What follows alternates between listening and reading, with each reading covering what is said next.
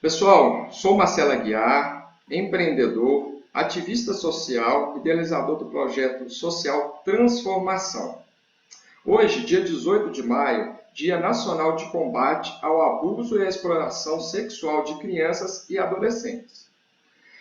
É um dia de conquista que demarca a luta pelos direitos humanos de crianças e adolescentes no território brasileiro. Uma data para mobilizar, sensibilizar, informar e convocar toda a sociedade a participar da luta em defesa dos direitos sexuais de crianças e adolescentes. Por essa razão, eu chamei hoje para conversar comigo o Wellington Amorim, presidente do Fórum Mineiro de Conselheiros Tutelares, para nos ajudar a entender e esclarecer dúvidas sobre esse tema muito importante. Bom, Marcelo, obrigado. Quero primeiramente agradecer pelo convite, dizer que é um prazer estar aqui com você, sabendo da pessoa que você é, que realmente defende e luta por direitos de crianças e adolescentes e das famílias. Então, é um prazer estar aqui com vocês. Quero cumprimentar todos que estão nos assistindo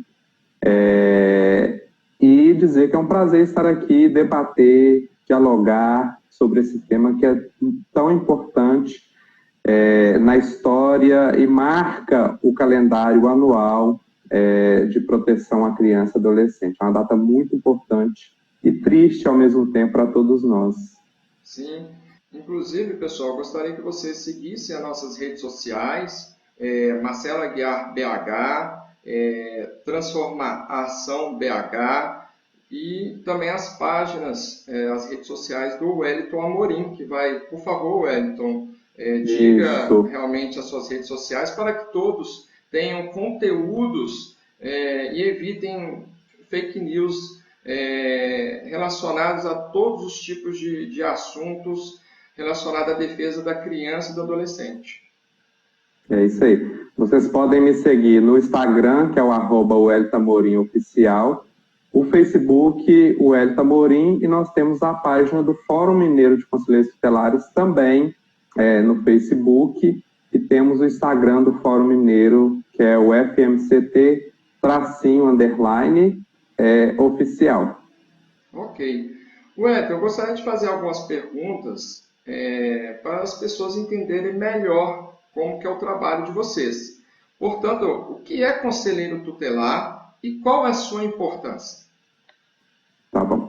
Eu vou começar, Marcelo, falando um pouco da minha caminhada que envolve o Conselho Tutelar, né?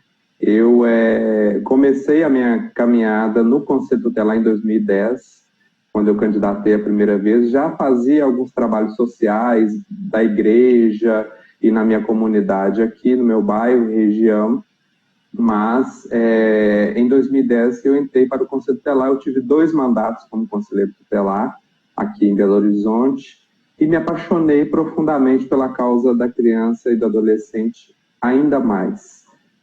A partir disso, eu abandonei a contabilidade, a minha formação é em ciências contábeis, eu abandonei a contabilidade para dedicar a minha vida à defesa dos direitos de criança e adolescente. Hoje eu sou presidente do Fórum Mineiro de Conselheiros Tutelares, que é a instituição que representa os conselheiros no estado de Minas Gerais, e represento Minas Gerais no Fórum Colegiado Nacional de Conselheiros Tutelares. É a instituição que representa os mais de 30 mil conselheiros tutelares no Brasil inteiro. O Fórum Nacional ele é composto por uma pessoa de cada estado, mais o Distrito Federal, ou seja, nós temos 27 pessoas que participam desse fórum. Aqui, por Minas Gerais, sou eu o representante. E nós temos 5 pessoas que coordenam esse Fórum Nacional. E eu faço parte dessas 5 pessoas, representando aqui o Sudeste, eleito pelos meus pares lá. Eu coordeno a pasta financeira, e é um prazer fazer essa discussão em todo o Brasil da política da criança e do adolescente e o fortalecimento dos conselheiros tutelares. O Conselho Tutelar, ele é um órgão criado pelo Estatuto da Criança e do Adolescente. A gente precisa dizer que o Estatuto da Criança e do Adolescente é uma lei que ela é avançadíssima ainda para os tempos de hoje, apesar de ter sido criada em 1990. nós, em termos de sociedade, em termos de Brasil, em termos de política, não conseguimos ainda alcançar e implementar. Mesmo após 30 anos, esse ano o ECA está fazendo 30 anos, dia 13 de julho, nós vamos comemorar os 30 anos do ECA e tivemos muitos avanços. Dentre eles, a criação de um órgão para zelar e garantir os direitos da criança e adolescente, que é o Conselho Tutelar. Sim. O Conselho Tutelar é importante dizer que ele é um parceiro da família, da sociedade. É ele que vai fazer valer, garantir a lei, o direito, todos os direitos previstos de criança e adolescente, todos os direitos fundamentais que o ECA traz e a Constituição Federal também traz. Importante dizer também que o ECA ele foi emanado da Constituição Federal, né? O artigo 227, que diz sobre os direitos fundamentais e os direitos de criança e adolescente. O ECA importou isso dele, e aí em 1990 nós tivemos essa importante lei que trouxe o Conselho Tutelar. O que você acabou de falar, o Conselho Tutelar é um parceiro da família, né, e de toda a sociedade. Portanto, Wellington, a população tem dúvidas, né? Eu gostaria de saber, vocês aí como conselheiros tutelares, quais são as principais dúvidas da população em relação ao trabalho de vocês, em relação ao papel do conselheiro tutelar? Hoje, a sociedade ainda tem muitas dúvidas. Nós temos muita dificuldade de a sociedade se empoderar do Conselho Tutelar. Esse papel de divulgação deveria ser feito pelos municípios, mas no Brasil inteiro a gente tem dificuldade com isso. Por quê? O Conselho Tutelar é um órgão que faz a prefeitura trabalhar, o Estado e até o governo federal, porque ele vai garantir todos os direitos ali previstos.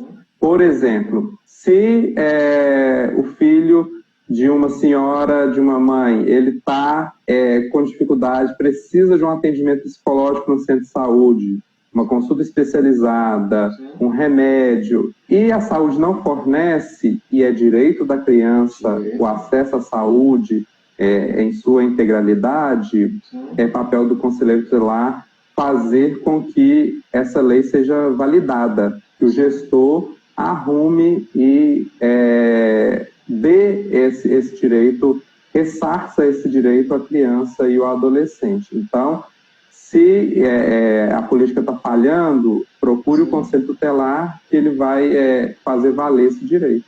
É um parceiro mesmo da família, né? Porque às vezes as pessoas entendem que o Conselho Tutelar está entrando, está interferindo na educação da criança ou do adolescente, e na realidade não é nada disso, né? O que você acabou de falar. Não é nada disso. A gente tem muitos mitos, né? Que o Conselho Tutelar existe só para tirar filho dos outros, que o Conselho Tutelar é para passar a mão, é para interferir. Não. O Conselho Tutelar é um órgão para garantir direitos. Então, todos os direitos de criança e adolescente é o Conselho Tutelar, o órgão responsável por garantir isso. De que forma nós, sociedade, podemos ajudar nisso? Nós temos o Disque Direitos Humanos, que é o Disque 100, né? Então, ao perceber alguma violação de direitos de criança e adolescente, e aí a gente inclui várias, né? Violência doméstica, a violência sexual, que é o que nós estamos debatendo hoje aqui no dia 18 de maio, que é uma das piores formas de violência. A pessoa pode ligar no Disque 100. Primeiro, se estiver acontecendo naquele momento, liga para a polícia, porque a polícia também é um órgão de proteção. A gente tem que ter isso bem em mente. Ela também é um órgão de proteção. Então, ligue para a polícia se está acontecendo naquele momento. Mas se você não tem certeza que está acontecendo naquele momento, ou você passou e ficou sabendo, liga no Disque 100, que eles vão colher esses dados e vão encaminhar para o Conselho Tutelar, para o Ministério Público, para os órgãos que são de responsabilidade. Não, ótimo, importante esse canal aí, gente. Então, 190, né, que é da polícia, se você tiver certeza realmente que o ato está acontecendo naquele momento, ou sem que ambos são sigilosos, ou seja, a identidade da pessoa ela é preservada, né, Wellington? Então, é preservada. Eu posso falar isso assim, de carteirinha, porque eu fui conselheiro tutelar e realmente não chega para a gente, é garantido o anonimato dessa pessoa. Claro que ela tem o direito também, se ela quiser, de manifestar que é ela que está fazendo a denúncia, mas para ajudar e a gente receber essa denúncia é garantido o anonimato. E as pessoas também podem procurar o Conselho Tutelar mais próximo da sua casa para orientações diversas. Não, ótimo. Wellington, qual a sua avaliação sobre o Conselho Municipal dos Direitos das Crianças e do Adolescente? E como deve funcionar a rede de proteção à criança e ao adolescente? Pois é. Um outro órgão que foi criado pelo Estatuto, o Estatuto ele criou dois órgãos, que foi o Conselho Tutelar e o Conselho Municipal dos Direitos da Criança e Adolescente. E ele existe, o Conselho Municipal, o Conselho Tutelar, ele existe de forma municipalizada. Ele está dentro da municipalização da política, né? Os conselhos de direitos, que a gente chama assim, ele existe em todos os âmbitos. Ele existe no município, ele existe o Conselho Estadual dos Direitos da Criança e do Adolescente, que aqui em Minas Gerais nós chamamos de SEDCA, e existe em âmbito federal o CONANDA, que é o órgão federal. Esse também é um importante instrumento e um importante órgão que visa garantir os direitos da criança e do adolescente. É fato, e é preciso dizer, que ele, no Brasil inteiro, está funcionando de forma fragilizada. Nós temos poucos gestores que reconhecem a importância desses órgãos, porque o Conselho de Direito ele é um formulador, ele aponta para o gestor a necessidade da política, ele fiscaliza e ele propõe.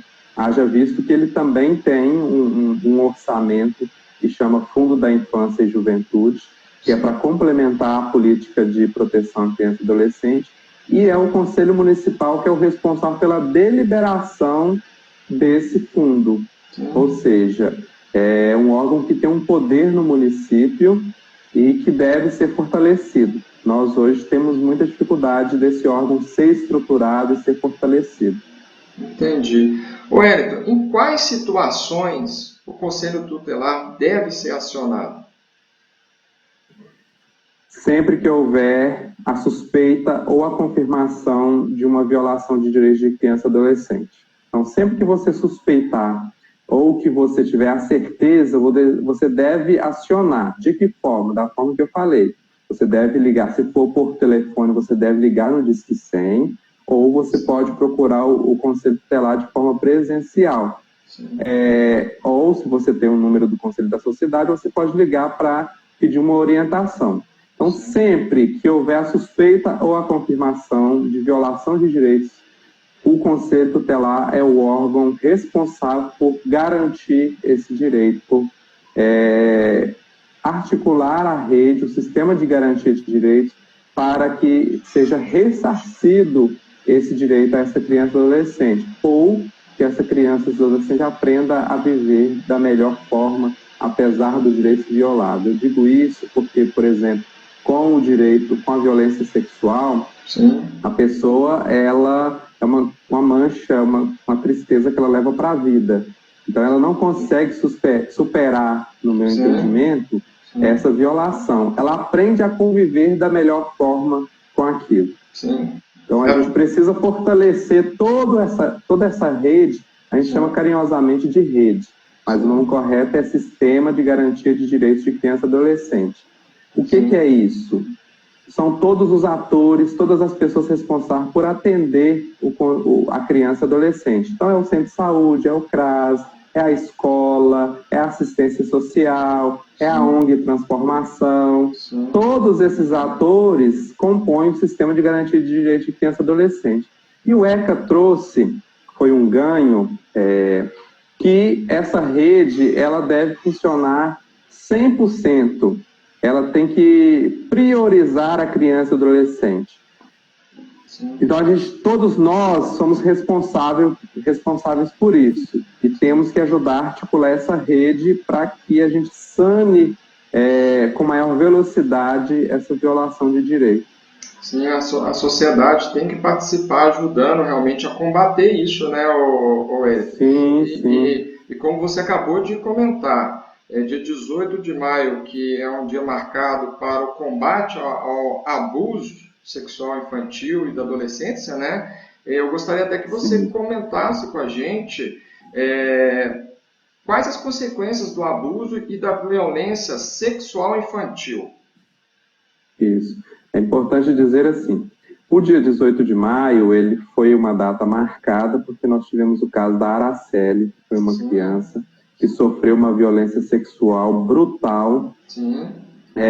E foi um caso que deu uma repercussão e fruto disso nós temos o dia 18 de maio, que é um marco na luta pelo combate. É importante a gente sempre frisar isso, o combate à exploração sexual de criança e adolescente, que é uma das piores formas de violação de direitos que existe.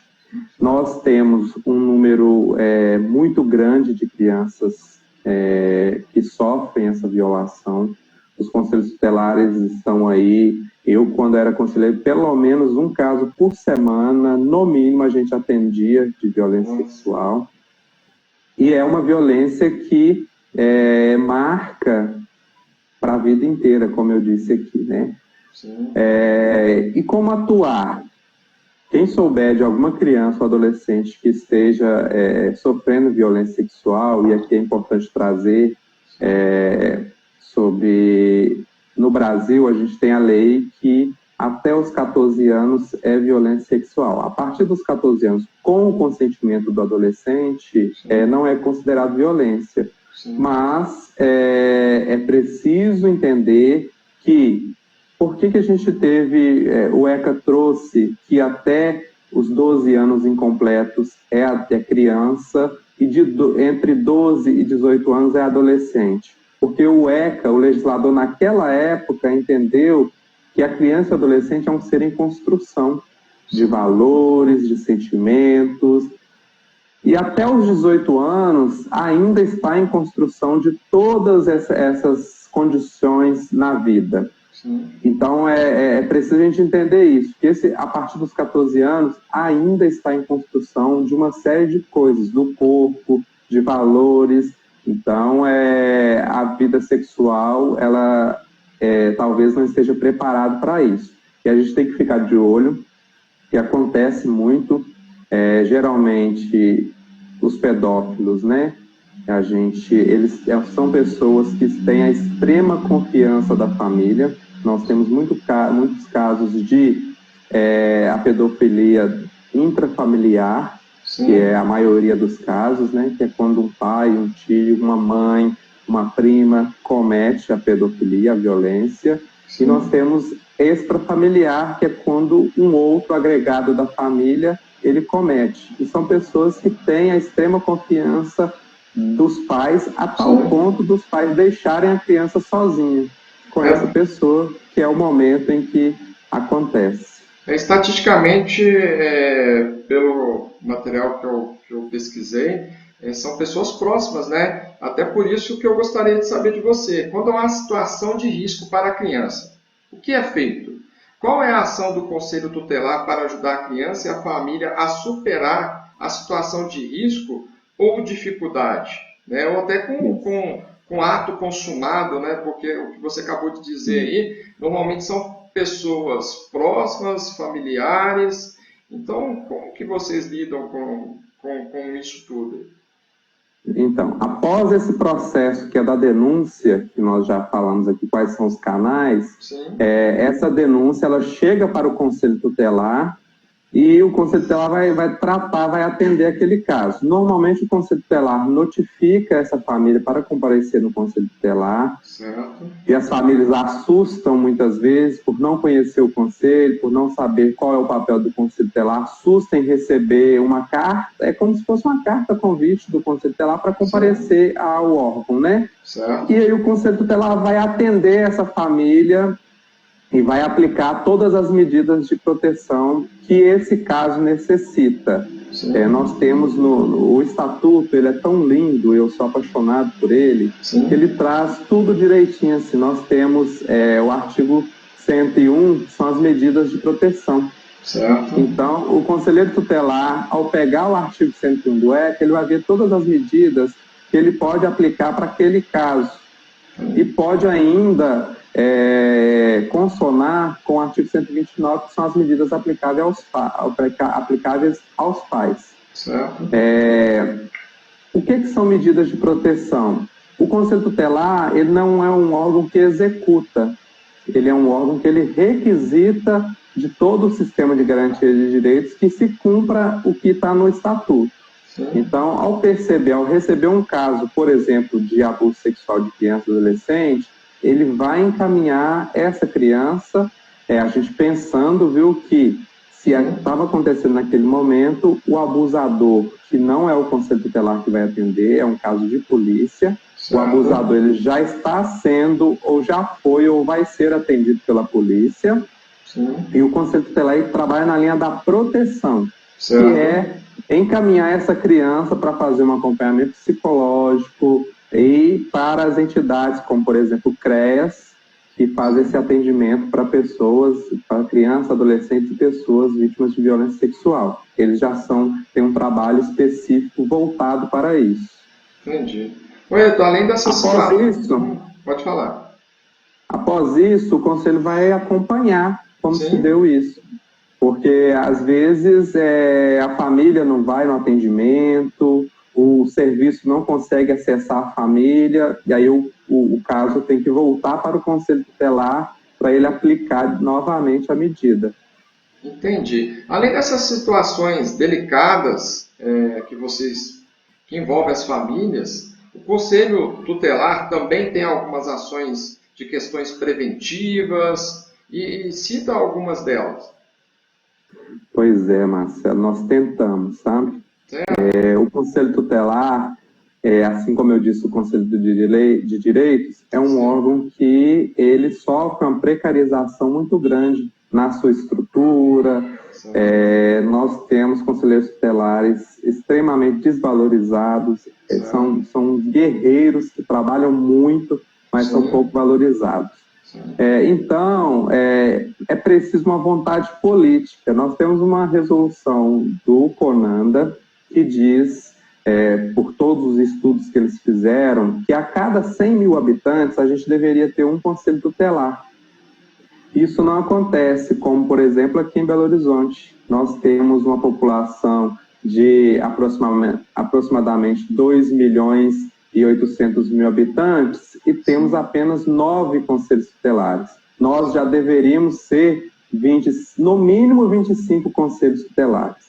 Então, o conselho tutelar aqui, por exemplo, na minha regional, e a regional oeste, que vocês estão também aqui de Belo Horizonte, que são uma das maiores regiões de Belo Horizonte, o conselho tutelar, ele é um conselho para atender 330 mil habitantes. Isso é quase 70 mil habitantes para cada conselheiro tutelar. Então, hoje, os conselhos têm muita dificuldade de fazer o trabalho de prevenção.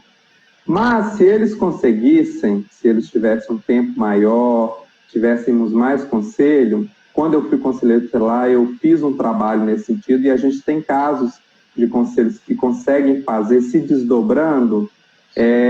Existem casos de prevenção, sim. De que forma a gente pode fazer? Divulgando ações de denúncia, o número de denúncia, capacitando também profissionais da rede, conversando. Eu, quando eu fui conselheiro tutelar, eu pactuei muitos fluxos aqui. Então, nós construímos fluxos com a educação, porque o Conselho Tutelar ele também é um grande articulador dessa rede de atendimento à criança e adolescente. Então, eu sentei com a educação, eu e meus colegas, eu tive 2 colegiados muito bons. É importante dizer o que é colegiado aqui, né? O Conselho Tutelar ele é um órgão que ele só decide em colegiado. Então, são 5 pessoas. Todo o Conselho Tutelar é composto por 5 pessoas, 5 conselheiros tutelares eleitos pela população, o que dá a ele um caráter de relevância, porque ele traz na bagagem o apreço popular, né, por ter sido eleito, ele decide em colegiado. Quando chega um caso no Conselho Tutelar, eu pego esse caso, chamo meus 5 companheiros, meus 4 companheiros, e nós vamos decidir sobre esse caso.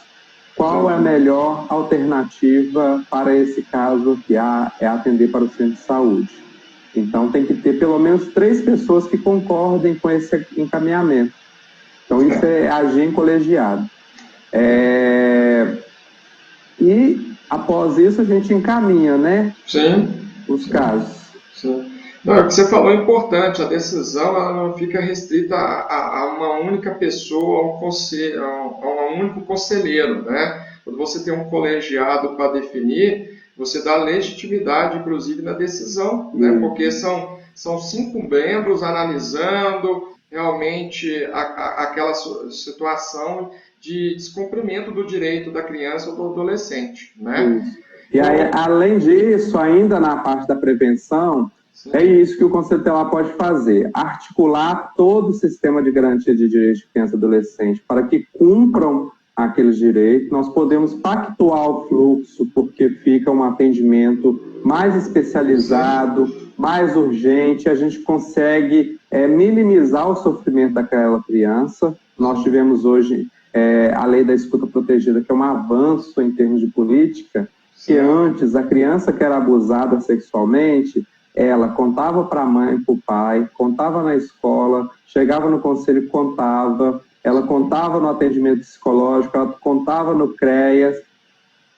Você pensa o tanto que nós também violávamos o direito dessa criança. É muito sofrido para essa criança ter que, todo momento, falar sobre isso. Para ela já é difícil falar uma vez, você imagina passando em todos esses lugares, tendo que falar, ela se sente muito exposta. Então, hoje, com essa lei da escuta protegida, a rede, o sistema de garantia de direitos se reúne para escutar de uma única vez essa criança. É importante dizer que o conselheiro tutelar, o Conselho Tutelar, ele não tem a obrigação de confirmar a denúncia ou a suspeita. O ECA ele fala que o Conselho Tutelar ele tem que encaminhar na suspeita ou na confirmação. Então, eu, conselheiro tutelar, eu não preciso confirmar com uma criança que ela foi abusada. Chegou a denúncia, eu vou atender e encaminho.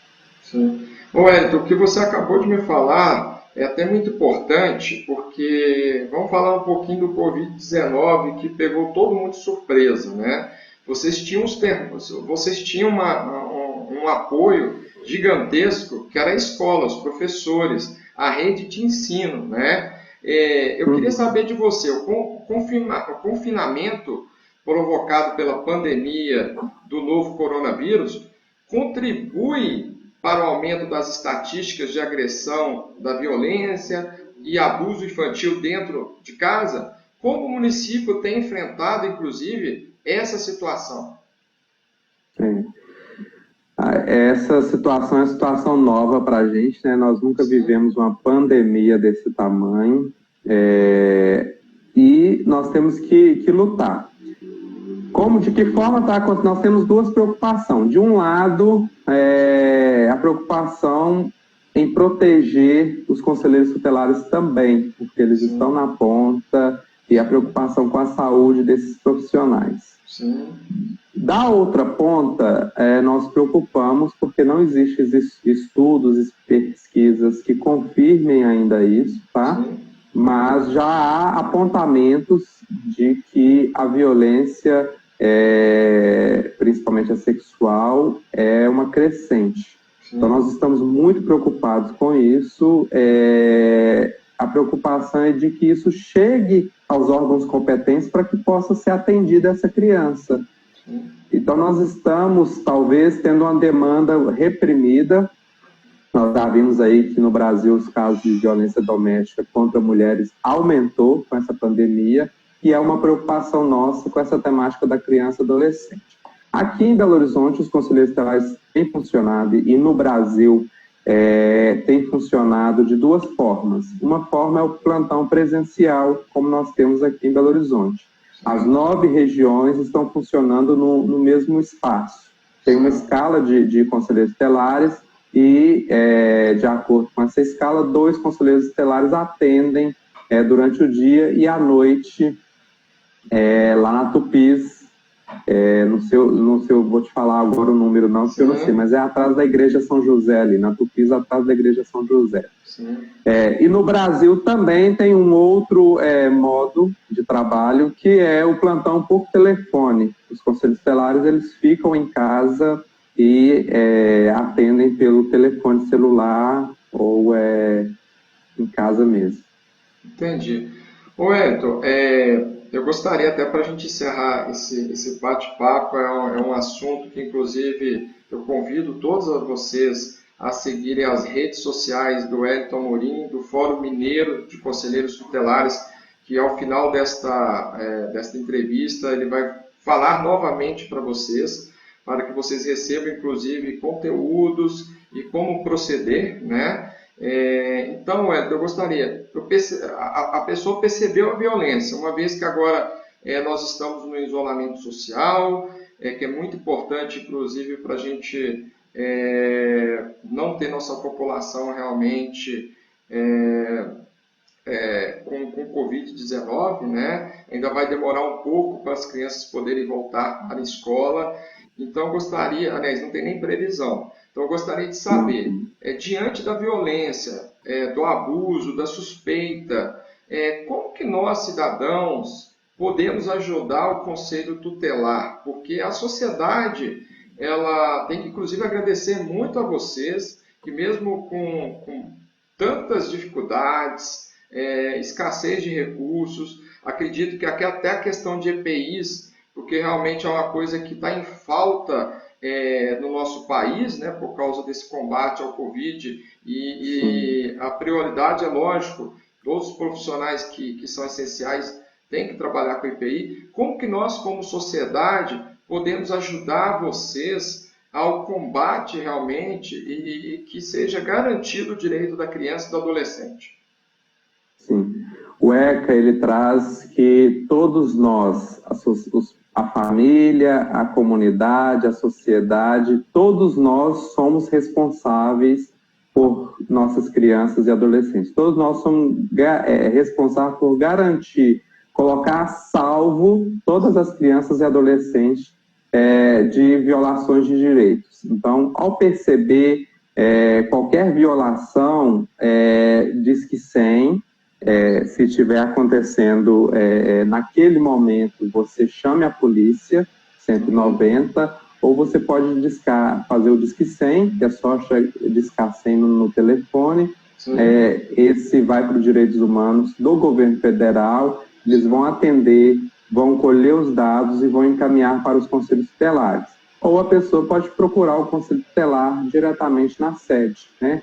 Nesse tempo de pandemia, nós estamos com dificuldade disso, que a maioria dos conselhos tutelares estão funcionando da forma que eu já falei, né? De plantão presencial ou por telefone. Mas tem esses canais aí de telefones que a gente pode fazer as denúncias. E no mais, a gente ter um olhar mais atento para todas as crianças e adolescentes. É importante isso que você falou, fiquem em casa. Aqueles que puderem ficar em casa, fiquem em casa. Aqueles que não puderem, que se protejam da melhor forma possível para a gente... Nós precisamos estar todos unidos nesse momento, né, Marcelo? Para quando passar essa pandemia, estar todo mundo junto, não faltar ninguém. Eu sempre tenho falado isso, vamos ficar unidos para não faltar ninguém depois. Certo. Nós estamos muito felizes porque nós conseguimos uma parceria com o governo federal, fruto da articulação do Fórum Mineiro aqui que eu presido, do Fórum Colegiado Nacional e o governo federal, que são EPIs para os conselheiros tutelares. Então, todos os conselheiros tutelares do Brasil vão receber, e aqui em Minas nós somos os responsáveis por fazer essa entrega. Então, acredito que a partir da semana que vem, todos os conselheiros já vão começar a receber esses EPIs e nós estamos muito felizes com isso, para ajudar a proteger e defender esses que são os principais atores na defesa do direito da criança e do adolescente. Certo. Ô Eto, eu quero te agradecer imensamente pela disponibilidade, por passar esse conteúdo. É muito importante que todos nós realmente somos responsáveis por defender os direitos das crianças e dos adolescentes. Então, eu gostaria de parabenizar o trabalho de vocês, que é um trabalho muito sério. Um abraço forte para todos os conselheiros tutelares aí, que vocês são muito importantes realmente para que esses direitos sejam garantidos, tá? Eu gostaria que vocês nos seguissem nas nossas redes sociais, Marcelo Aguiar BH, Transforma Ação, e gostaria das suas considerações finais e que você diga também os seus canais novamente de comunicação, tanto do Fórum Mineiro como suas redes sociais, para as pessoas poderem procurar vocês. Tá bom. Eu quero agradecer, Marcelo, o convite e esse bate-papo aqui, que foi uma delícia que nós tivemos. Eu adorei estar aqui. Quero deixar o meu abraço aqui para todos que possam assistir esse bate-papo, né? Sim. E dizer que nós estamos à disposição, dizer que essa é uma causa muito relevante, a causa da criança e adolescente. Sim. Defender direitos de criança e adolescente é uma causa relevante. Sim. E nós estamos aí para isso. Eu quero deixar o meu abraço aqui a você e todos da Transformação. Parabenizar pelo trabalho que vocês já fazem, né?